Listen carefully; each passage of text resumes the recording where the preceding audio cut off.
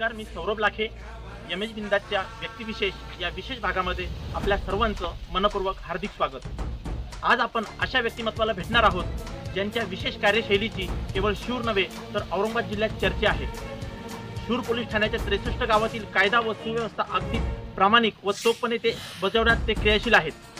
Police ठाण्याचा कर्णधार म्हणून काम करताना आपल्या कार्यतत्परतेची चुणूक दाखवितानाच गुन्हेगारी विश्वातल्या लोकांना आसमान दाखविणारे, रोड रोमियांना पळता भुईत खोडी करणारे, समस्या तक्रार घेऊन आलेल्यांना सौजन्याची वागणूक देणारे व्यक्तिमत्व. मी कोणाबद्दल बोलतोय समजले असेलच, महेश आंधळे. बस नाम ही काफी है. शिरूर पोलीस ठाण्याचे सहाय्यक पोलीस निरीक्षक महेश आंधळे यांच्यावरचा.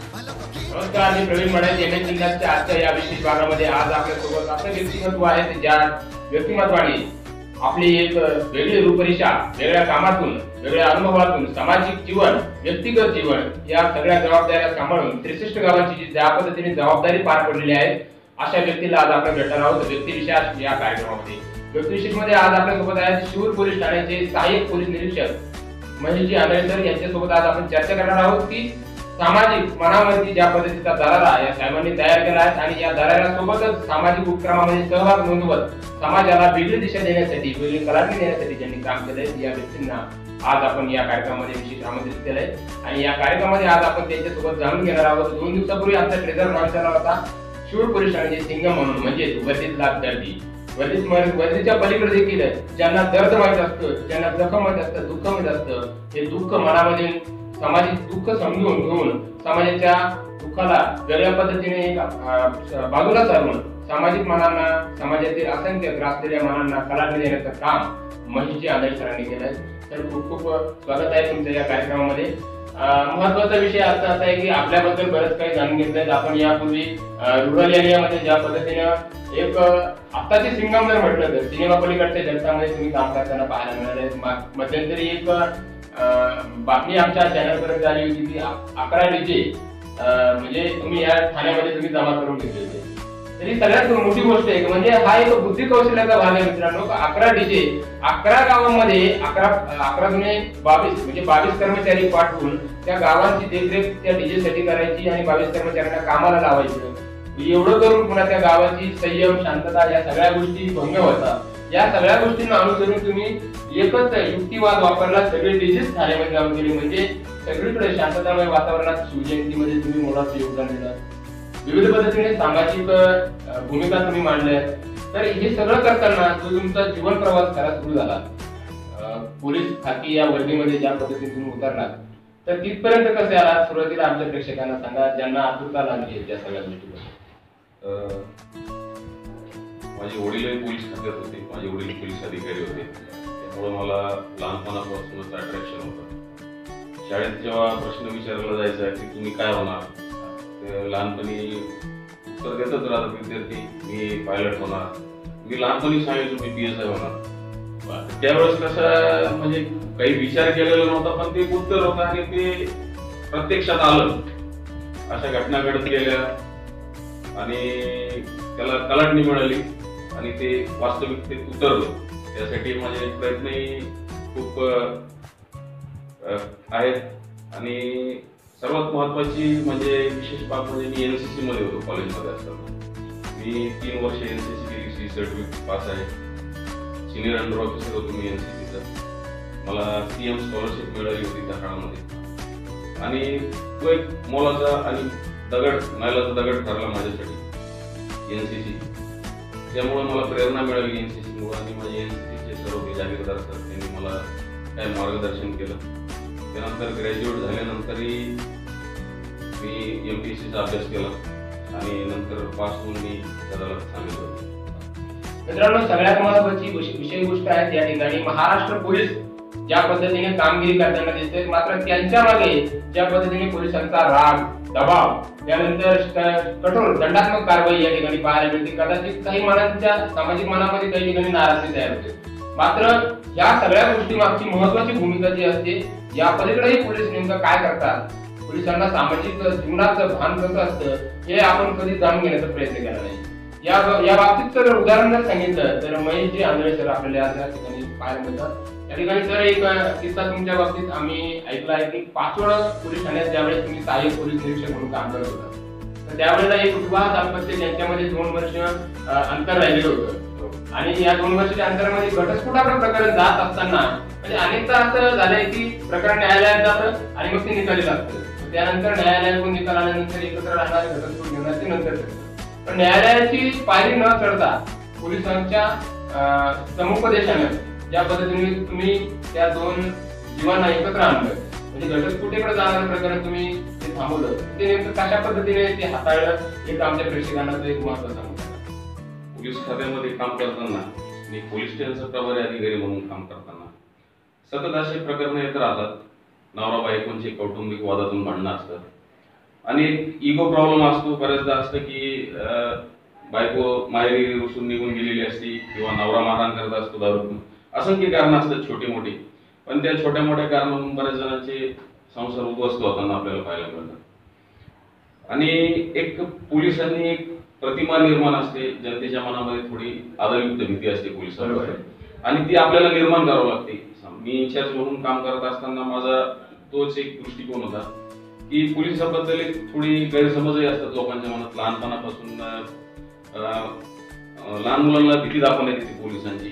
तुला सांगू का पोलिसांना सांगू का तेव्हा ते पोलीस, तर ती एक लहानपणापासून एक पोलिसांच्या बद्दल भीती बसलेली असते माझ्यामध्ये. ती भीती दूर करण्याचं काम आम्ही केलं. आमचं ब्रीदवाक्य आहे, सदरक्षण आहे, खलनिग्रह आहे. तर सदरक्षण आहे चांगल्या लोकांचं रक्षण करणं आणि खल म्हणजे वाईटांचा नाश करणं. तर हे काम करत असताना आम्ही बऱ्याच गोष्टी कायद्याच्या पलीकडे जाऊन करावं लागतात. प्रत्येक गोष्टीमध्ये कायदा ऍप्लिकेबल नसतो. तर ज्यावेळेस आमच्याकडे असे कौटुंबिक वाद वगैरे माझ्याकडे इथे येतात, पाचोडला ज्यावेळेस आले होते त्यावेळेस मी काम करायचो की ती जी महिला असेल त्यांचा वाद असेल त्यांना मी समोर बसवायचो आणि तिला मी बहीण मानायचो. तिला सांगायचो मी तुझा भाऊ आहे आणि त्या संबंधित तिच्या नवऱ्याला सांगू ही माझी बहीण आहे, हिचं काही चुकत असेल तर तू मला सांग आणि तिला सांगायचो की याचं काही चुकत असेल तर माझ्याकडे यायचं. मग आपण काय तो प्रश्न भेटू आणि त्यामुळे त्या दोघांवरही दबाव राहायचा आणि एक पचक राहायचा आणि आधारही राहायचा दोघांना.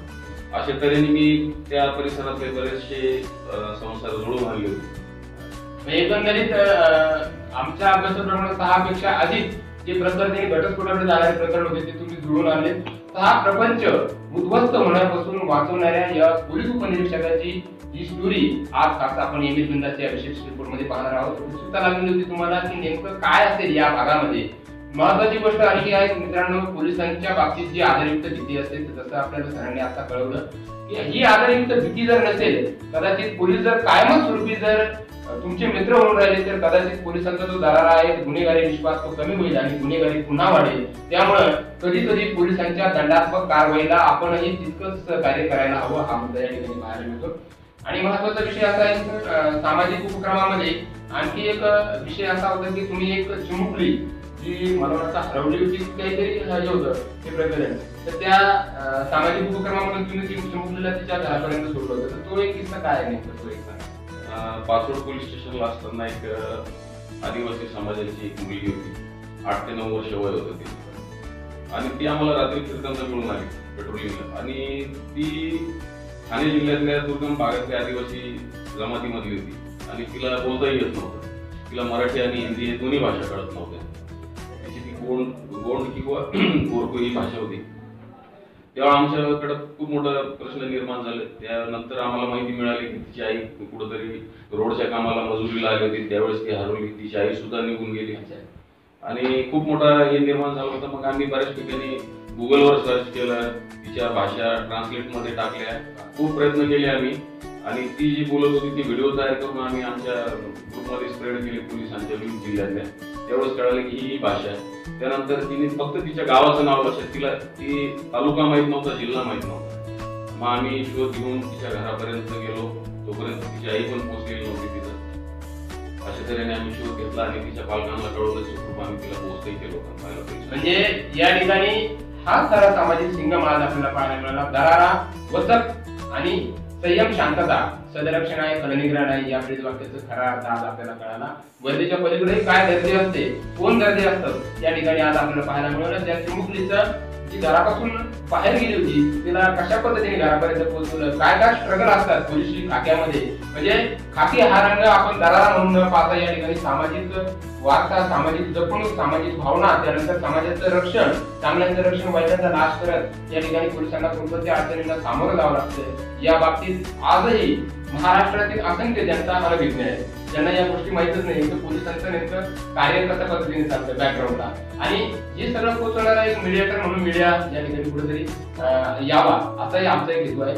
आणखी एक विषय असा आहे की सामाजिक उपक्रमामधला दराऱ्याबद्दल, दहशतीबद्दल आणि गुन्हेगारीबद्दल आपण जाणून घेणार आहोत. सामाजिक उपक्रमामधला तुमचा अजून एक किस्सा आम्हाला पाहायला मिळाला की पारधी समाज जो आहे आज ज्याच्याकडे ज्वलंत गुन्हेगारी विश्व म्हणून बघितलं जातं आणि गुन्हेगारी विश्वात ते माहीर असतीलही आहेतही असं आपण या ठिकाणी निष्पन्न करू शकत नाही. परंतु जनतेच्या मनातून असेल, इतर पोलिसांच्या मनातून असेल, कुठे गुन्हा झाला तर 100% पारधी समाजाच्या वतीवर पोलिसांची गाडी असेल. हा एक आमच्या निदर्शनाचा भाग आहे. मात्र त्या पारधी समाजाच्या त्या लहान चिमुकल्या मुलांमध्ये जातानाचे काही दृश्य आम्हाला पाहायला मिळाले, ज्या ठिकाणी तुम्ही जाऊन त्या वस्तीमध्ये एक आनंद निर्माण केला. ज्या पारध्यांना पकडून इकडे घेऊन यायचं, पोलीस ठाण्यात निर्माण करायचं, या पलीकडे तुम्ही त्यांच्या घरी त्यांच्यामध्ये तो आनंद वाटून घेतला. ते नेमकं कसं केलं, काय केलं? बऱ्याचदा आम्हाला बॉम्बिंग ऑपरेशन आणि ऑल आउट ऑपरेशन असा एक भाग असतो आमच्या कार्याचा. त्या दरम्यान आम्हाला गुन्हेगारी वस्त्यावर अचानक छापा मारावा लागतो आणि रेकॉर्डवरील गुन्हेगारांना चेक करावं लागतं किंवा पाहिजे असलेल्या गुन्हेगारांना ताब्यात घ्यावं लागतं. तर मी पाचवडला असताना एक 8 ते 9 अशा वस्ती होत्या, प्रामुख्याने ते पारधी समाजाचे होते. तर मी असं पाहिलं, ज्यावेळेस आम्ही तिथं छापा टाकायला जायचो त्यावेळेस जे आम्हाला पाहिजे किंवा वॉन्टेड असलेले लोक त्यावेळेस ते पळून जायचे. पण ते महिला आणि जे त्यांची मुलं असायची, लहान लहान मुलं, ते सुद्धा आम्हाला भेदरून घाबरून लपून बसायचे. तर हे चित्र पाहिलं तर थोडं वेदना झाल्या मनाला की पोलिसांबद्दल यांच्या मनात भीती निर्माण झाली. यांनी तर काही गुन्हा केलेला नाही, पण हीच भीती यांच्या मनावर बिंबत राहील आणि ते शेवटपर्यंत यांची एक पिढी तर गुन्हेगारी मार्गाला लागलेली का आपण ही दुसरी पिढी आपण का सुधारू नये. त्यानंतर मी बरेचसे प्रयत्न केले, त्यांना वैयक्तिक जाऊन भेटलो, त्यांना यांच्या मनात विश्वास निर्माण केला. बऱ्याचशा मुलांना मी शाळेमध्ये ऍडमिशन घ्यायला लावलं, घेऊनही दिलं, त्याची मदत केली मी. बरेचसे मुलं आता शाळेमध्ये शिकतात पारधी समाजाचे, काही जण हॉस्टेलमध्ये शिकतायत. आणि त्यानंतर मी बरेचसे उपक्रम होते, जसं बालदिन असेल तर बालदिनाला मी त्यांच्यामध्ये जायचो, मिठाई आणि खेळणी वाटप करायचो. आणि त्यानंतर परिस्थिती अशी होती की ती मुलं माझी वाट पाहिजे. मी ज्यावेळेस जायचो त्यावेळेस ते अचानक माझ्यावरती भीती नाहीशी झाली आणि त्यांच्या मनात प्रेम निर्माण झालं. ही एक चांगली बाब मला महत्वाचा विषय आहे त्या ठिकाणी. म्हणजे ज्या समाजाला आजही इतर समाजाने वाईट टाकलेलं आहे, त्यांच्याकडे एक चोर गुन्हेगारी विश्वातील माहीर म्हणून बघितलं जातं, असं या पारधी समाजाच्या मनामधील, विद्यार्थ्यांच्या, त्या मुलांच्या मनामधील जी काही आदरयुक्त पोलिसांच्या बद्दलची जी भीती होती आणि त्यांच्याकडे बघण्याचा सामाजिक जो दृष्टिकोन होता तो या ठिकाणी तुमच्या या उपक्रमामुळे निश्चितच बदलणार आहे. यांचा आदर्श अनेक इतर ठिकाणी काम करणाऱ्या पोलिसांनी देखील घ्यावा. पारधी समाजातील एक पिढी बर्बाद झाली मात्र दुसरी होऊ नये यासाठी महेश आंधळे साहेबांनी जी भूमिका आपली निभावली, या ठिकाणी आजही काही विद्यार्थी जसं त्यांनी सांगितलं हॉस्टेलमध्ये शिकतायत, शाळांमध्ये शिकतायत. मात्र ही परिस्थिती फक्त यांच्या कार्यकाळापुरती किंवा यांच्यापुरती मर्यादित नसून आपणही सामाजिक जबाबदारी म्हणून इतर समाजातील लोकांना देखील अशा तळागाळातील विद्यार्थ्यांसाठी, मुलांसाठी पुढाकार घ्यावा, त्यांच्या शिक्षणासाठी पुढाकार घ्यावा. ही गोष्ट आज आपल्याला यांच्या अनुभवातून शिकायला मिळाली. तर आणखी एक महत्वाचा विषय असा आहे की पुढे बरेचदा जी सुशिक्षित बेकारी आपण त्याला म्हणतो, सुशिक्षित बेकारीमधून देखील गुन्हेगार तयार होतात, ज्यांच्यामध्ये परिस्थिती हालाकीची आहे. कोणाची तरी आई आजारी असेल किंवा घरातील व्यक्ती आजारी असेल, त्यांच्या उपचारार्थ असेल किंवा स्वतःच्या स्वार्थापोटी काहीतरी वस्तू घ्यायची आहे आणि मग चोरी करायची, अशा केसेसकडे जाणारा एखादा प्रसंग आणि तो तुम्ही त्याला समुपदेशातून वळवलं, असा एखादा मुद्दा आहे. असे आहेत बरेचसे प्रसंग आहेत. तर ज्यावेळेस एखादी तक्रार येते पोलीस स्टेशनला चोरी वगैरे झाल्याची, तर त्यावेळेस आमची तपासाची चक्र ताबडतोब फिरतात. बरोबर. त्यामध्ये मी एक अशी घटना होती की एका घरामध्ये सोनं चोरीला गेलं होतं. तर ते आमच्याकडे फिर्यादी आले, गुन्हा वगैरे दाखल करण्याची प्रक्रिया चालू होती. तर त्या प्राथमिक चौकशीतच माझा संशय त्या व्यक्तीच्या मुलावर गेला होता आणि नंतर त्याला आम्ही बाजूला घेऊन विश्वासात घेऊन चौकशी केली. तर त्यांनी गुन्हा कबूल केला. त्याला अँड्रॉइड मोबाईल घ्यायचा होता. तर ती गोष्ट त्यांनी जो माल घेतला होता किंवा जी चोरी केली होती ते त्यांनी विकलेलं नव्हतं. त्यानंतर आम्ही त्याच्या वडिलांनाही कळू दिलं नाही ती गोष्ट, आणि त्यांनी जी चोरी केलेली होती त्याला सांगितलं की तू बाबा रे तुझं पुन्हा घरामध्ये नेऊन ठेव, कुठेतरी टाक. आणि त्यानंतर ते त्याच्या वडिलांना जर माहीत झालं असतं तर त्याच्या वडिलांचा विश्वासही त्याच्यावरचा उडाला असता आणि आयुष्यभर तो नजरेतून उतरला असता आणि तोही ताटमानेला जाऊ शकला नसता. तर ही गोष्ट आम्ही त्या प्रकारे हँडल केली. म्हणजे अक्षरशः शहारे आणण्यासारखा या ठिकाणी एक प्रसंग साहेबांनी सांगितलाय की गुन्हेगारीकडे माणूस कसा वळतो, मात्र त्या गुन्हेगाराला विश्वासात घेऊन ती गुन्हेगारी प्रवृत्ती बाहेर काढण्यासाठी पोलिसांना अशी ही पद्धतीची युक्तिवादी दमछाक करावी लागते. म्हणजे त्याच्या मुलांचं जी काही गुन्हेगारी आहे ती पालकांना माहीत न होता सुद्धा त्याला गुन्हेगारीपासून प्रवृत्त करून बाजूला समुपदेशातून चांगल्या आयुष्याकडे परिवर्तित करण्याचं काम महेश आंबेडकरांनी केलंय. हा एक महत्वाचा किस्सा पाहायला भेटला.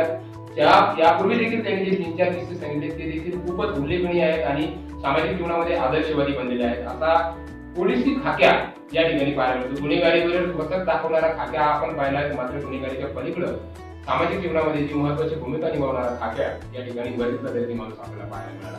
आणखी एक महत्वाचा विषय असा आहे, ज्या पद्धतीने तुम्ही आजवर काम केलं, पाचोड पोलीस ठाण्यामध्ये देखील तुम्ही काम केलं पोलीस उपनिरीक्षक म्हणून, तर बऱ्याचदा काय होतं एक प्रभारी जबाबदार व्यक्ती म्हणजे त्या ठिकाणी देखील तुम्ही कर्णधार होतात, या ठिकाणी देखील तुम्ही कर्णधार आहेत पोलीस ठाण्यामध्ये. आज 63 गावांनी तुम्ही एक जबाबदारी तुमच्यावरती आहे सुरक्षित. तुमच्या अंतर्गत त्या सगळ्या गावामध्ये देखरेख असेल, सुरक्षा असेल, शांतता असेल, या सगळ्या गोष्टी पार पाडल्या जातात. हे सगळं करताना बऱ्याचदा गुन्हेगारी विश्वासातली काही लोक तुमच्याकडे येतील त्यावेळेस राजकीय दबाव तयार होतो. याच्यावरती ही तक्रार दाखल होणे हा माझा माणूस आहे, त्याच्यावरती तक्रार दाखल होणे हा माझा माणूस आहे. 2 प्रस्थापितांच्या राजकारणाच्या लढाईमध्ये तिसरा कुठेतरी जो साधारण व्यक्ती असतो त्याचं या ठिकाणी आपण त्याला म्हणतो त्याला विनाकारण त्या गोष्टीला संघर्ष करावा लागतो. तर या दबावाला तुम्ही कशा पद्धतीने हँडल करता? बरोबर आहे, महत्वाचा प्रश्न आहे आणि ही खरोखरच तारेवरची कसरत आहे. बरोबर. बऱ्याचदा गावागावांमध्ये वाद होतात किंवा बऱ्याचशा अशा घटना होतात. 2 गट निर्माण झालेले असतात. एक वेगळ्या पक्षाचा सपोर्ट असतो, एक वेगळ्या पक्षाचा असतो. दोन्हीकडून फोन येतात आम्हाला, तुम्ही याला असं करा, त्याला तसं करा. पण त्यावेळेस आम्हाला ती वेळ मारून द्यायची असते. त्यापेक्षा की ज्या गोष्टी सत्य आहेत आणि तथ्य आहेत ते आम्हाला समोरच्याला पटवून सांगावं लागतं. आणि समोरच्याला ज्यावेळेस कळतं की ह्या व्यक्तीचा स्वभाव असा नाही, जे सत्य आहे तेच हे करणार, एक विश्वास निर्माण झालेला असतो आणि त्यांना ट्रेड माहिती झालेला असतो किंवा कार्यपद्धती माहिती झालेली असते. ज्यावेळेस ती हळूहळू माहिती होते त्यावेळेस सुद्धा समोरचे लोक जास्त दबाव घालत ताकदही नाही आणि त्या गोष्टी करत नाही. म्हणजे हा एक सगळ्यात महत्वाचा विषय आहे मित्रांनो. राजकीय लोकांचा दबाव पोलिसांवरती असतोच, मात्र त्याला कशा पद्धतीने हाताळायचं आणि गुन्हेगाराला शिक्षा द्यायची, गुन्हेगार नसेल तर त्याला समुपदेशानं बाजूलाच सारायचं, ही एक महत्वाची भूमिका या ठिकाणी पोलिसांना निभावी लागते. बऱ्याचदा आपण बघतो की गुन्हेगारी विश्वामध्ये कदाचित आपल्या वैद्यकीय प्रेक्षकांमधील ते अनुभव देखील काही असेच असतील. गुन्हेगारीकडे गेल्यानंतर मोठा राजकीय आमदार, खासदार, कुणीच्या लेवलचा असेल, राष्ट्रीय लेवलचा त्याला कॉल करणं, पोलिसांना सांगणं आणि मग ते करणं. तर या सगळ्या गोष्टीमध्ये आपणही तितकेच जबाबदार आहोत. राजकीय लोकांचा आश्रय कितपत घ्यावा हा या ठिकाणी महत्वाचा प्रश्न आहे. कदाचित कधीतरी असं होतं की राजकारणासाठी वादाचा विषय बनून जी लोक प्रस्थापित आणि जी मंडळी असतात राजकीय वलयामध्ये काम करणारी, ही मंडळी आपल्याला फ्लॅशबॅक करण्यासाठी पुन्हा आपल्यामध्ये देखील असे वाद निर्माण व्हावे त्यांनाही अशी अपेक्षा असते. असा एखादा प्रसंग आहे की त्या राजकीय मंडळींनी चिंगी टाकली आणि त्याचा वाद विकोपाला गेला तुमच्या या कार्यकाळामध्ये? आता या वैजापूर तालुक्यात इथे पोलीस स्टेशन शिवूरमध्ये इंचार्ज म्हणून काम करताना या ठिकाणी एक ट्रेंड पाहायला मिळाला आहे. गावोगावीत बेकायदेशीर पुतळे स्थापन केले जातात. बरोबर. तर आम्ही ज्या ठिकाणी शक्यता होती पुतळे स्थापन व्हायची, एक प्रोसिजर आहे, शासनाने एक परिपत्रक काढलेले आहे. पुतळ्याला तुमचा विरोध नाहीये, मात्र शासकीय आम्हाला महापुरुषांच्या पुतळ्याला आमचा विरोध नाही, पण ज्या शासनाने जे परिपत्रक काढलेलं आहे, प्रोसिजर आहे, त्या मार्गाने पुतळा बसवून इथे काय होतं की रात्रीचे तो पुतळा अज्ञात व्यक्ती स्थापन करतात आणि निघून जातात, जबाबदारी कोणी घेत नाही. आणि नंतर विटंबना होण्याचे प्रकार घडतात. विटंबना झाल्यावर सामाजिक अशांतता, जातीपाती वाद निर्माण होतोच. तर ह्या गोष्टी आम्ही समजून सांगण्याचा प्रयत्न केला विद्यार्थ्यांना. पुतळे, मंदिर, स्मारक यावर तुम्ही ह्या गोष्टींमध्ये तुम्हाला गोवण्याचे प्रयत्न चालू आहेत. तुम्ही तुमची युवा शक्ती खर्च करू नका यामध्ये. तुम्ही सन्मार्गाला लागा. आणि बऱ्याचशा काही 2-3 गावामध्ये असे प्रयत्न झाले की पुतळा स्थापन झाला, राजकीय व्यक्तींनी त्याला पाठिंबा, हस्तक्षेप केला, पुन्हा मदत करून आंदोलन करा वगैरे असे भडकवण्याचा प्रयत्न केला. परंतु आम्ही थोडंसं आमची पोलिसी खाक्या दाखवून त्यांना समजून सांगितलं आणि बऱ्याचशा गोष्टी अशा चांगल्या मार्गाला लावल्या. आणि बऱ्याच ठिकाणी आम्ही गेलो तर युवकांना समुपदेशन केलं की आम्ही या गोष्टी कशा चुकीच्या आहेत आणि तुम्ही चांगल्या मार्गाने का करत नाही. तुम्हाला प्रोसिजर आहे, आम्ही तुम्हाला मदत करतो. NOC पाहिजे, आम्ही काढून देतो. तर त्यांना ते पटलं आणि त्यांनी ते स्थगित केलं आणि आम्ही आता प्रोसिजर जे आहे त्याप्रमाणेच पुतळा स्थापन करणार महापुरुषांचा जो कोणता असेल ते मान्य केलेलं आहे. म्हणजे बऱ्याचदा तुमच्या संवादावरून म्हणजे घडता संवाद मिळतो वाद अशा पद्धतीची या ठिकाणी भूमिका पाहायला मिळते. संवाद झाल्यानंतर त्यांनाही विश्वास तयार होतो. मात्र त्या पद्धतीचे पोलीस कर्मचारी त्या पद्धतीचा असला पाहिजे त्यांची समुपदेशन त्या समोरच्या व्यक्तीच्या हृदयाला भिडेल, त्याला विश्वास पटेल अशा पद्धतीने समुपदेशन झालं पाहिजे. भावनाही सामाजिक जपायची आहेत आणि विडंबना देखील होऊ द्यायची नाही. त्यासाठी बऱ्याचदा पोलिसांची या ठिकाणी विरोधात होते. ज्यावेळेस आपण महापुरुषांचे पुतळे स्थापित करतो त्यावेळेस आपण स्थापन करून निघून जाता, मात्र त्या पुतळ्याची विडंबना होऊ नये यासाठी दक्षता घ्यावी लागते आणि ती जबाबदारी असते पोलिसांची. त्यानंतर निर्माण होतो तो जातीय वाद, सामाजिक सलोखा बिघडतो. या सर्व कारणामुळे पोलिसांची जी भूमिका पुतळ्यांच्या बाबतीत आहे ती कदाचित योग्य असावी असंही आम्हाला या ठिकाणी वाटतं. आणि सगळ्यात महत्त्वाचा विषय आहे मित्रांनो, ज्या वेळेला तुम्ही पुतळे स्थापन करतात त्यावेळेस पोलिसांच्या सल्ल्याने ती करा, म्हणजे ती पुतळे पुन्हा त्या जागेवरून विस्थापित करण्याची वेळ येणार नाही. हा एक मुद्दा आपल्याला या साहेबांच्या संवादातून पाहायला मिळाला. सगळ्यात महत्त्वाचा विषय असा होता की तरुणाईमध्ये आता जे अँड्रॉइड आले, बरेचसे फॉर्म वगैरे वाढले, फॉर्म बघण्याचं प्रमाण वाढले. त्यामुळं ज्याला माथेफिरू पद्धत ज्या ठिकाणी क्रिएशन वाढते माथेफिरूंचं, म्हणजे एखाद्या मुली दृष्टीने म्हणजे फिल्मस्टोरी पद्धतीने तिला प्रपोज करायचं आणि मग नंतर तिचा पाठलाग करायचा, मग छेडछाड करायची, नंतर मग तिनेही त्याच्यासोबत पळून जायचं, नंतर पुन्हा वापस यायचं, 4-2 महिने त्यांच्यासोबत राहणार, नंतर ते शारीरिक संबंध वगैरे वाढतात आणि नंतर मग इथं तुमच्याकडे बलात्काराची तक्रार दाखल होते. तर हे कुठेतरी अयोग्य आहे असं मला वाटतं या ठिकाणी. सगळ्यात पहिला मुद्दा असा आहे, 2-3 प्रश्न एकत्रित झाले, पण पहिला मुद्दा असा आहे की या सगळ्या तरुणांच्या या रोमिओगिरीला तुमच्या पद्धतीने तुम्ही कसा आळा घातला? आता हे टेक्नॉलॉजीचं युग आहे आणि प्रत्येक आता युवकाकडे अँड्रॉइड मोबाईल असणं प्रतिष्ठेचं लक्षण किंवा गरजच झालेली. आपण पाहतो आजकाल गावागावामध्ये म्हणजे एकदम दुर्गम ग्रामीण भागामध्ये सुद्धा मुलांचे टोळके बसलेले असतात, मोबाईलमध्ये खेळत राहतात. पूर्वी मैदानी खेळ खेळायचे मुलं, आता ती कुठं परिस्थिती दिसून येत नाही आपल्याला. मुलं मोबाईलमध्येच गुंतलेले आहेत आणि मोबाईलच्याच गप्पा, मोबाईलच व्हॉट्सअपवर मेसेज पाठवणे आणि कोणती खात्री न करता कॉपी पेस्ट करणे असे प्रकार दिसून येतात आणि त्यातून बरेचसे गुन्हे उद्भवतात.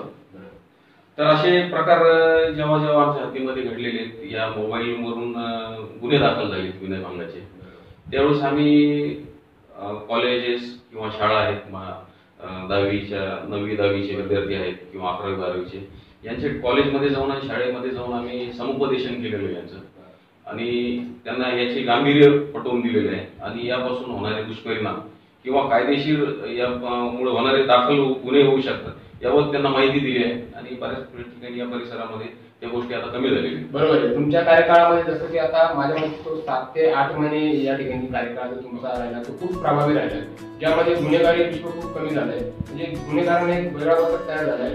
आणि दुसरी गोष्ट अशी की विनयभंगा, छेडछाड हे जे प्रकार आहेत या ठिकाणी आपल्याला पाहायला मिळतात, अत्यल्प झाले आणि पोलिसांच्या या समुपदेशामुळे बऱ्याचशा गोष्टी बदलू शकतात हे अनेकदा लक्षात आले. हे आपल्या ही जी चर्चा झाली या चर्चेमधून मला एक असा मुद्दा पाहायला मिळाला की तुमचा जोर जबरदस्ती दंडुका याच्यापेक्षा समुपदेशनाचं हे जे क्षेत्र आहे ते जास्त प्रभावी वाटतं मला. कारण पासपोर्टावरती त्यावेळी देखील तुम्ही बऱ्याच ठिकाणी समुपदेशन केलं, शिवला आल्यानंतरही समुपदेशन करतात, म्हणजे नेमकं हातीच्या पलीकडे जाऊन समुपदेशन करताना तुम्हाला नेमकं काय वाटतं आणि तुम्ही समुपदेशनाकडे का जास्त लक्ष देता? पोलीस खात्यामध्ये काम करताना किंवा एक इन्चार्ज म्हणून काम करताना ही एक संधी असते.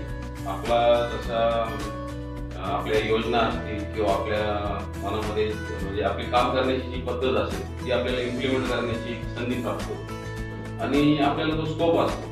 तर सर्वात महत्वाचं असतं की एक जनतेमध्ये विश्वास निर्माण करायचा असतो. विश्वास. तर बऱ्याचदा मी आमच्या ठाणे अंमलदार इथं कोणी जे तक्रार येतात ग्रामीण भागातले असतात त्यांना हिडीस पिढीस वागणूक मिळत असते. हे चल तिकडे बस इथं वाचायचं नाही. त्या पद्धती पाहिजे बघते. इथं कोणताही तक्रारदार आला त्याला आधी बसवण्यात येतं, त्याला पाणी दिलं जातं, आमचे PSO पाणी देतात. ग्रामीण तिथंच ते 50% त्याचं समाधान होऊन जातं. त्याला वाटतं अरे आपल्याला पोलिसांनी चांगली वागणूक आणि तुझं काय अडचण आहे आम्ही जर फोनवरून सॉल्व्ह होत असेल कारण आम्ही फोनही लावतो. असं नाही की दाखल केला मग तपास होईल तू नंतर. तसं नाही, ताबडतोब दखल घेतली जाते. तिथल्या पोलीस पाटलाला वगैरे संपर्क केला जातो की हे होण्यासारखं की तुझा तिथं आणि त्यामुळे एक विश्वास निर्माण झालेला असतो काम करताना. तर त्या विश्वासामुळे काय होतं की आम्हाला मग ज्या आमच्या गोष्टी नाही आहेत त्याही आमच्याकडे येतात. जसं रात्री लाईट गेली तर आम्हाला फोन येतो. तर बऱ्याचदा काय होतं की आमचे PSO होतात ते लाईट गेली तरी फोन करतात. म्हटलं ठीक आहे लाईट गेली आपण आपल्याला फोन येताना का ठीक आहे त्यांचा फोन उचलत नाही आपण उचलतील ना MSCB आपण फोन करा लाईट गेली तर सांगा त्याचं समाधान करा. विश्वास प्रबळ झाला. एक छोटी घटना आठवते. एक वयस्कर बाई आली होती माझ्याकडे 70 वय असेल तिचं. ती आली मला साहेबांना भेटायची म्हटली बाहेर. म्हटलं माझ्याकडे बसली होती. म्हटलं आई काय अडचण आहे तुमची? ती म्हणे साहेब माझा नवरा गोळ्याच घेत नाही औषधं तर म्हटलं मग नाही म्हणे ते औषधं घेत नाही ती तब्येत खराब होईल मग मला शिवाय देतो म्हणे घेत नाही. मग बरं ठीक आहे आता हा काही क्राईमचा भाग नव्हता किंवा ही काही तक्रार नाही पण तिचा विश्वास होता. तिला कोणतरी सांगितलं होतं की तू साहेबांकडे जा साहेब मदत कर. मग मी एकदा राऊंड मध्ये गाव भेटीत असताना त्या गावाला गेलो. त्याच्या नवऱ्याची भेट घेतली आणि त्याला बोलणं केलं त्यासोबत आणि नंतर गोळ्या वगैरे नियमित घ्यायला लागला. त्याला त्याच्या बायकोची भावनाही समजली. असा किस्सा होता. म्हणजे सगळ्यात महत्वाचा विषय या ठिकाणी आणखी एक पाहायला मिळाला मित्रांनो की ज्या गोष्टी पोलीस ठाण्याशी क्राईमशी आणि या खात्याशी निगडीत नसताना देखील त्या सोडवण्याचा अनेकदा प्रयत्न होतो. नागरिकांना दुय्यम दर्जाची वागणूक अनेक पोलीस ठाण्यामध्ये दिली जाते. आरडओरड होते, हिसक होते आणि मग अशा वेळेस पोलिसांबद्दल कुठेतरी आपला एक द्वेष तयार होताना पाहायला मिळतो. बऱ्याचदा असं या गोष्टी घडण्याचं पोलिसांबद्दल जशी भीती आहे तसा द्वेषही तयार होतो. तर तो एक वेगळ्या पद्धतीने बाजूला सारल्यामुळे नागरिकांच्या अपेक्षा भावना उंचवतात आणि पोलिसांकडून अनपेक्षित काहीतरी मिळवण्याच्या या ठिकाणी इच्छा नागरिकांच्या मनामध्ये तयार होतात. असंच एक उदाहरण आधीच्या बाबतीत पाहायला मिळालं. आणखी एक विषय महत्वाचा असा आहे की ज्या वेळेला ग्रामीण भाग आहे महाराष्ट्र ही हिंदू म्हणजे हिंदू धर्माचा खूप मोठा वारसा या देशामध्ये जपला जातो. संत परंपरा या गावामध्ये पाहायला मिळतात. प्रत्येक गावामध्ये हिंदूंची मंदिर आहेत, त्यानंतर इतरही धार्मिक स्थळे आहेत, त्यानंतर आंबेडकरांची बौद्ध विहार आहे. हे सगळे असताना या ठिकाणी अनेकदा जयंती सण उत्सव या ठिकाणी येतातच. त्या वेळेला गावामध्ये ते एक मिरवणुकीचं वातावरण असतं. पाहुणे येतात, बरेचसे बाहेरचे टावळापोर येतात आणि मग त्यामध्ये गुन्हेगारही मिश्रित होतात. हे सगळं संमिश्र वातावरण जे आहे ते कुठेतरी मोठा प्रलय तयार होण्याची एक शंका असते त्यामध्ये. तर ते सगळं करताना तुम्ही डीजेला पाबंदी लावतात. मग त्या ठिकाणी दारू विक्री असते या सगळ्या गोष्टी पाबंदी लावतात. मात्र धार्मिक भावना भडकवतात. पोलीस त्या गोष्टीला कुठेतरी थांबवत आहेत आणि आमच्या आनंदात विरजण पाडतायत अशी या ठिकाणी नागरिकांची एक संभ्रम तयार होतो. ज्यावेळेला तुम्ही डीजेला या विरोध करता तर त्यावेळेला तुम्ही त्या नागरिकांना कसं पद्धतीने हँडल करता? त्या डीजेच्या अनुषंगाने मी गावामध्ये बैठकी घेतल्या आणि त्यांना सांगितलं की हा 10 वर्षांमध्ये सुरू झालेला ट्रेंड आहे. डीजे म्हणजे ही पब मध्ये किंवा पाश्चात्य संस्कृतीतली बाब आहे आणि ती तुम्ही मोबाईलिटी केली तिला वाहनाद्वारे आणि आपला एक आपण आपल्या घरामध्ये जेव्हा देवासमोर पूजा करतो त्यावेळेस आपण चित्रपटातली गाणी लावून नाचतो का देवासमोर? नाही नाचत. मग तुम्ही ज्यावेळेस शिवजयंती असतो किंवा गणेशोत्सव असतो त्या मिरवणुकीमध्ये तुम्ही अशा अश्लील गाणी लावून का नाचता? म्हणजे ही प्रकारे देवाची विटंबना आहे.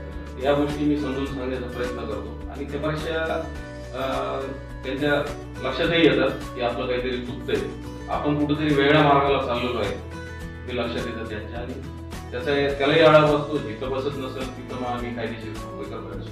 सगळ्यात महत्त्वाचा विषय आहे तर आंधळे साहेबांचं समुपदेशनावर जास्त भर आहे या ठिकाणी आणि समुपदेशनातून बऱ्याचशा गोष्टी म्हणजे समजूतदारपणा ज्या ठिकाणी पाहायला मिळतो त्यातून बऱ्याचशा गोष्टी ज्या विकोपाला जाणार असतात, वादाकडे जाणार असतात त्या थांबल्या जातात. आणखी एक गमतीचा विषय असा आहे की बऱ्याचदा महाराष्ट्र पोलिसांच्या बाबतीत तुम्हाला नाही बोलणार कोणी, पण आमच्यापर्यंत अशा गोष्टी मिळतात की या पोलीस अधिकाऱ्यानं लाच स्वीकारली, या पोलीस अधिकाऱ्याने हे प्रकरण दाबण्यासाठी लाच स्वीकारली. असा एखादा मुद्दा आहे का तुमच्या या कार्यकाळामधला तुमच्याकडे एखादा लाच देणारा एखादा व्यक्ती आला आणि साहेब हे प्रकरण मिटवा म्हणून ही तुम्ही ही लाच आमची स्वीकारा आणि तुम्ही ती परत केली, असा एखादा किस्सा? आता जास्त मोकळं बोलणं उचित ठरणार नाही. एक व्यक्ती माझ्याकडे आला होता, तो एका तालुका ठिकाणावरून आला होता आणि त्याला एका मोठ्या व्यक्तीने पाठवलं होतं राजकीय, आणि तो म्हटला साहेब मला इथे एक जुगार सुरू करायचा आहे. वाह, क्या बात आहे. तर मी त्याला चांगल्या भाषेत समज दिली, तरी त्यांनी ऐकलं नाही माझं आणि त्यांनी काहीतरी वेगळं कृत्य केलं 2 दिवसामध्ये. त्यानंतर मी त्याच्यावर गुन्हा दाखल केला आणि त्याला बोलवून चांगल्या अशा प्रकारे समज दिली की तो मला नाही वाटत यापुढे इथं किंवा दुसरीकडे कुठं काही करू शकेल. तुमची जी शॉकिंग ट्रीटमेंट बद्दल आम्हाला थोडीशी माहिती मिळाली आहे. शॉकिंग ट्रीटमेंटमुळे एक गुन्हेगारी विश्वाला बराच मोठा आळा बसलाय. दारू विक्रेते असतील, जुगार खेळणारे जी मंडळी आहेत त्याच्यामध्ये बरंचसं प्रमाण कमी झालंय. म्हणजे अगदी जी सदृश परिस्थिती होती ती आता अदृश्य होत चाललेली आहे. तरी शॉकिंग ट्रीटमेंट बद्दल थोडंसं सांगा. काही गोष्टीबद्दल बोलता येत नाही, आता ते कायद्याला अनुसरण होत नाही. परंतु एक मला सांगावं वाटतं, ज्यावेळेस आम्ही वर्दी घातलेली आहे त्या वर्दीचा कुठेतरी धाक असला पाहिजे, जरब असली पाहिजे आणि तो धाक आणि ही भीती आदरयुक्त असली पाहिजे. आणि ते अंमलात आणण्यासाठी आम्हाला काही कायद्याच्या पलीकडे जाऊन कायद्याच्या चौकटीच्या बाहेर जाऊन काही करावं लागतं. चांगल्या जर होत असेल तर निश्चितच त्या ठिकाणी चुकीची भूमिका देखील कधी कधी चांगली होऊन जाते. त्यामुळे ते चांगलं आहे, कारण आता 63 गावांची जबाबदारी तुमच्यावरती आहे आणि या 63 गावामध्ये जुगार, दारू ही जे अवैध धंदे आहेत यांना कुठेतरी चांगल्या प्रकारचा एक आळा बसलेला आहे. शेवटी जाता जाता एक महत्त्वाचा विषय हा सगळा सामाजिक उपक्रमाबद्दल झाला, पोलिसांच्या कार्यपद्धतीबद्दल झाला आणि तुमच्या कार्यप्रणालीबद्दल झाला. या ठिकाणी एक महत्त्वाचा विषय असतो व्यक्तिगत जीवनाबद्दल, जो तुमच्या परिवाराशी निगडीत असतो. माफी असेल, तुमच्या परिवाराबद्दल विचारण्याचा अधिकार आम्हाला नाही, परंतु एक पोलिसांच्या व्यक्तिगत जीवन कसं असतं हे जाणून घेण्याची इच्छा प्रेक्षकांमध्ये बऱ्याचदा लागून असते. पोलीस म्हटल्यानंतर एक ज्या पद्धतीने रुबाब, दहशत बाहेर असते त्याच पद्धतीची दहशत घरात असते का, म्हणजे घरामध्ये कधी कधी ज्या पद्धतीचा म्हणजे एक दरार असतो आणि मग वहिनी समोर तुम्ही कुठेतरी एक शांतता घ्यावी लागते, असा एखादा प्रसंग एक आवर्जून आम्हाला सांगा. म्हणजे ती एक आदरयुक्त असते आणि परिवाराप्रती एक प्रेम भावना असते. पोलीस खात्यामध्ये काम करताना माझं लग्न झाल्यानंतर ज्यावेळेस मी ड्युटीला राहायचो, बाहेर राहायचो, तर टायमिंग नसतो आमच्या ड्युटी. घरी जायच्यासाठी सुरुवातीला बायको वाट पाहत राहायची जेवायसाठी. नंतर ते मी सांगून दिलं तू वाट नको पाहतो. कधी कधी बऱ्याच असं व्हायचं मी आलो 10 मिनिटात आलो म्हणायचो, मला 4-4 तास वेळ मिळायचा. त्या गोष्टी व्हायच्या. त्यानंतर आता म्हणजे पत्नी समजदार आहे, तिने समजून घेतलेलं आहे की मान्य करावं लागेल, समजून जरी नाही घेतलं तरी मान्य करावं लागेल. ऍडजस्ट करून घेतलं म्हणता येईल किंवा तिचा मोठेपणा म्हणता येईल. ती समजून घेते. कामात असल्यावर मला मिस कॉल देते माझी पत्नी, मला लॉंग कॉल करत नाही कामात असतील मग मी मिस कॉल दिल्यावर मी कॉल करतो. हा, तर मला मिस कॉलच देणार आणि घरच्यांनी ऍडजस्ट करून घेतलेले, तर हे त्यांचं त्याग म्हणता येईल किंवा मोठेपणा म्हणता येईल. म्हणजे या ठिकाणी आनंदाची गोष्ट अशी ऐकायला मिळाली की बऱ्याचदा सामाजिक भावना, समाजाची सुरक्षा या सगळ्या जबाबदाऱ्या निभावताना परिवाराकडे देखील लक्ष द्यावं लागतं. मात्र महत्वाची गोष्ट अशी की तुम्हाला वहिनीने तितका चांगला प्रतिसाद दिलाय, कदाचित मनाचा विरोध पत्करून त्यांनी तुमच्या या गोष्टीला स्वीकार केला असेल. मित्रांनो, आज आपण या कार्यक्रमामध्ये मनमोकळ्या गप्पा, पोलिसांचं समुपदेशन, पोलिसांची कार्यपद्धती आणि कर्तव्य या सगळ्या विषयावरती चर्चा केली. साहेब, शेवटी जाता जाता एकच प्रश्न महत्वाचा आहे की तुमच्या या कार्यपद्धतीवर पोलिसी विभागाकडून, पोलीस यंत्रणेकडून कशा पद्धतीने आजवर दखल देण्यात आली आणि तुम्हाला कशा पद्धतीने कौतुकाची थाप तुमच्या पाठीवरती मिळाली? पोलीस खात्यामध्ये मी जी कामगिरी केली, उल्लेखनीय जे कामं केले असतील, गुन्हे उघडकीस आणणे, आम्ही 7 मर्डर ओपन केले होते पाचवडला असताना. म्हणजे एका वर्षामध्ये तिथे 7 मर्डर झाले. त्यांनी सर्व आम्ही डिटेक्ट केले होते. एक मर्डर असा होता की एक मिसिंग दाखल होती आमच्याकडं आणि ती मिसिंग काहीतरी अनैतिक संबंधाच्या संशयावरून एका व्यक्तीला गायब करून त्याचे 22 तुकडे केले आणि बोरवेल मध्ये टाकले होते. ते 3 महिने मिळाले नव्हते. परंतु आम्हाला संशय होता. आम्ही तो गुन्हा उघडकीस आणला. त्याबद्दल आमचा विशेष सत्कार झाला होता. तेवढंच आम्हाला 7 जणांच्या टीमला प्रत्येकी 10,000 रुपये जे आजपर्यंत आमच्या जिल्ह्यामध्ये कोणाला मिळालं 70,000 रुपये आम्हाला रिवॉर्ड मिळाला होता. आणि आमच्या आय जी साहेबांनी आणि एस पी मॅडमने विशेष गौरव केला होता. असे बरेचसे मला रेड्डी साहेबांच्या काळातला विषय नाही, डॉक्टर आरती सिंह मॅडमच्या काळातला विषय आहे. रेड्डी साहेबांच्या काळात त्यांनी LCB-ला असताना आम्ही कोकेन ड्रग्ज वगैरे नायजेरियनला पकडून आणलं होतं मुंबईवरून. बरेचसे आम्ही मध्य प्रदेशमधून दरोडेखोराला अटक करून आणली ज्यांनी कन्नड घाटात लूटमार केली होती. त्याबद्दल मला खात्यामध्ये जवळपास 100वर मला रिवॉर्ड मिळालेले आहेत. आणि शतकवीर झाला तुम्ही पोलीस कर्मचारी म्हणून या ठिकाणी. आनंदाची गोष्ट आहे या ठिकाणी मित्रांनो, पोलिसांचे व्यक्तिगत जीवन, सामाजिक जीवन आणि कार्यपद्धती याविषयी व्यक्तिविशेष या कार्यक्रमात आपल्याला पाहायला मिळाले. अतिशय आनंद वाटेल तुम्हालाही. ज्या पद्धती तुम्हाला उत्सुकता होती, प्रेक्षकांमध्ये खूप उत्सुकता होती की कधी हा तुम्ही ट्रेलर दाखवलाय, मात्र शो कधी येणार याकडे सगळ्यांचं लक्ष केलं होतं. बऱ्याचदा आमच्या टीम पर्यंत तुमच्या प्रतिक्रियाही पोहोचल्या. मित्रांनो, आज आपण चर्चा केली शूर पोलीस ठाण्याचे सर्वाधिक जबाबदार कर्णधार या ठिकाणी सहाय्यक पोलीस निरीक्षक महेश अंधारे साहेबांसोबत व्यक्तिगत जीवन, सामाजिक जीवन, सामाजिक सलोखा, पोलिसांचा दरारा, गुन्हेगारी विश्व आणि समुपदेशन या सर्व विषयावरती आपण चर्चा केली. निश्चितच आशा करतो तुम्हाला हा शो निश्चितच आवडेल. एमएस बिंदासच्या या सर्व प्रेक्षकांच्या प्रतिक्रिया आम्ही अपेक्षित करतो आणि या ठिकाणी वेळ झाली या कार्यक्रमात इथं थांबण्याची. आपली रजा घेतो. मी प्रवीण भाडे पुन्हा एकदा नवीन व्यक्तीसोबत व्यक्तिविशेष या कार्यक्रमात पुन्हा भेटतो. धन्यवाद.